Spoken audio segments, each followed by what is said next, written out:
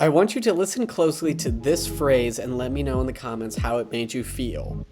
Alone time. Some of you probably cringed hearing that, especially if you're an extrovert dating an introvert. If you're an extroverted person and your partner is more introverted, you've likely heard that phrase once or twice. Or 70 times. For many autistic introverts, it's a beloved necessity, but for extroverts, it can feel unsettling. I didn't realize I was an extrovert until I started dating Kay, and our dynamic as introvert and extrovert became clear.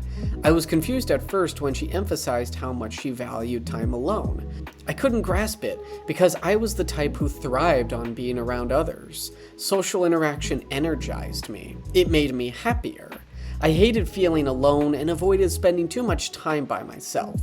The fact that this person not only wanted but cherished time was hard for me to understand. And that's when I started learning about introversion and extroversion and how important these traits are in relationship. They matter. Welcome again to the Pancake King Life and Marriage on the Spectrum. I am your host, Forrest, and this is your source for all things autism and marriage on the autism spectrum. Going back to the introvert-extrovert dynamic, Kay's need for solitude mattered. It took some time, but she explained that being alone helped her recharge so she could have the energy to spend quality time with me. Her alone time wasn't a withdrawal from me. It was a way to prepare for our time together. What do you do during alone time, Caboose? I do the same stuff I do during together time. Only half. What? Before we got married, we clashed over how much time she spent by herself versus how much time we spent together. But funny enough, once we got married, it became less of a struggle. Living together gave us more opportunities to establish routines and plan time together. Turns out that living under the same roof can make balancing alone time and together time a lot easier. For many on the autism spectrum, alone time isn't just a preference.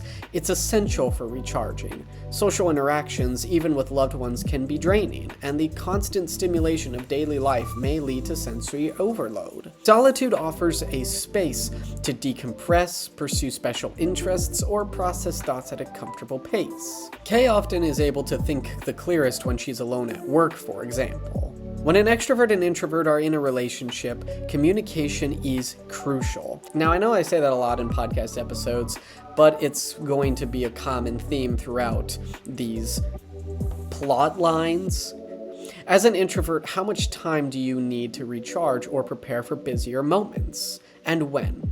You may feel anxious about discussing this with your extroverted partner, fearing they'll misunderstand, but clear communication is key. There's that word again. Otherwise, the conversations you'll have later will be more difficult. You might even find a compromise. For example, a few months after Kay and I started dating, we visited her grandparents in Kansas City. At the time, we would spend alone time in separate rooms so she could decompress, until her dad suggested we try spending alone time together in the same space, which helped us feel connected without Kay feeling overwhelmed. We adopted this approach, and it turned out to be a great way to stay close while respecting Kay's need for solitude still. Now that we're married, Kay and I structure our evenings to include both time together and time for me to work on projects, like this podcast. We make sure that whatever we're doing, we're both enjoying the time. If one of us isn't feeling a particular activity, like watching a show the other picked, we'll switch it up until we find something we can both get into. It can be challenging at times to navigate a relationship with your social opposite. As an extrovert, you might feel like your introverted partner doesn't want to spend time with you. As an introvert, you might feel overwhelmed by your extroverted partner's desire for more time together. But trust me, it's possible to make it work with a few key strategies. First thing that you can do is set clear expectations early on. If you know you'll need a break after spending time together, let your partner know in advance so they aren't surprised. Next thing is to plan ahead. Whether it's a daily routine or a weekly date night, schedule time to connect so both of you have something to look forward to. Thirdly, use alone time wisely.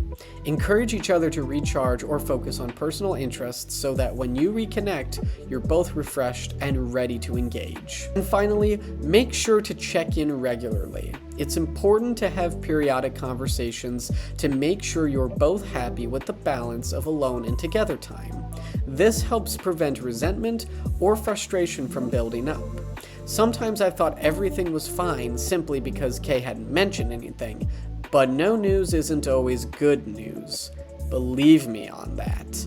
Especially for people on the spectrum. It can be hard to express complex feelings, so it's important to check in. Ask your partner how they're feeling, and it'll make them feel more comfortable opening up. Balancing the extrovert-introvert dynamic was one of the biggest challenges Kay and I faced during our dating years, and even into our marriage. We still adjust plans to make sure we're spending enough time together to this day, and sometimes my dedication to my projects does get in the way.